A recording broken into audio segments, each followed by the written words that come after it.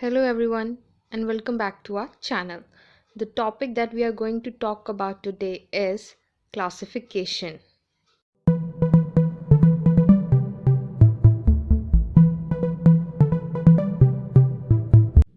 Now coding के बाद आता है क्लासिफिकेशन एंड जो एक्सपर्ट्स हैं वो क्लासिफिकेशन को टेबुलेशन का फर्स्ट स्टेप भी कहते हैं.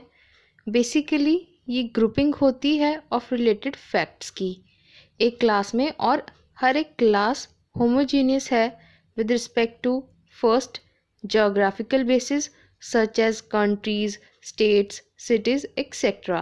Secondly chronological basis पे जो कि है टाइम पे बेस्ड जैसे कि ईयर मंथ एंड वीक.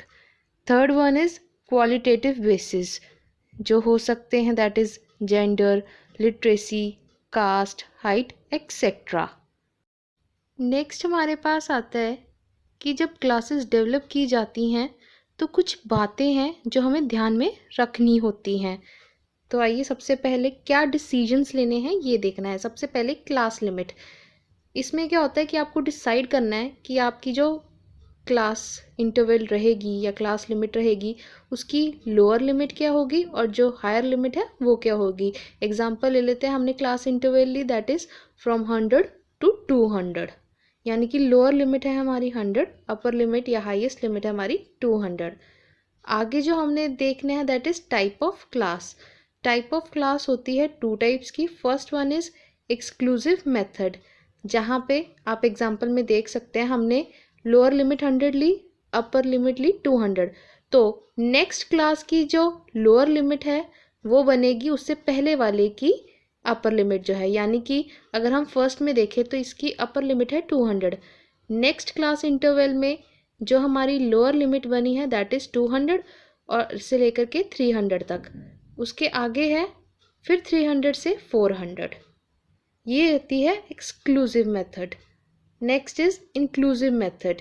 यहाँ पे क्या होता है कि जो अपर लिमिट होती है वो रिपीट नहीं होती है नेक्स्ट क्लास इंटरवल में. जैसे कि देखिए हमने 100 to 199 रख दिया. एक क्लास लिमिट को डिफाइन कर दिया कि सिर्फ 199 तक का ही जो हमारा डेटा होगा वो आएगा. उसके बाद 200 से लेकर के 299 तक 300 वाला अलग क्लास इंटरवल में फॉल कर रहा है.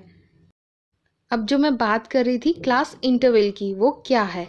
अगर मान लीजिए हमने अपनी लिमिट सेट करी है फ्रॉम 5000 to 10,000 तो हम उनका डिफरेंस लेंगे that is the upper limit minus lower limit.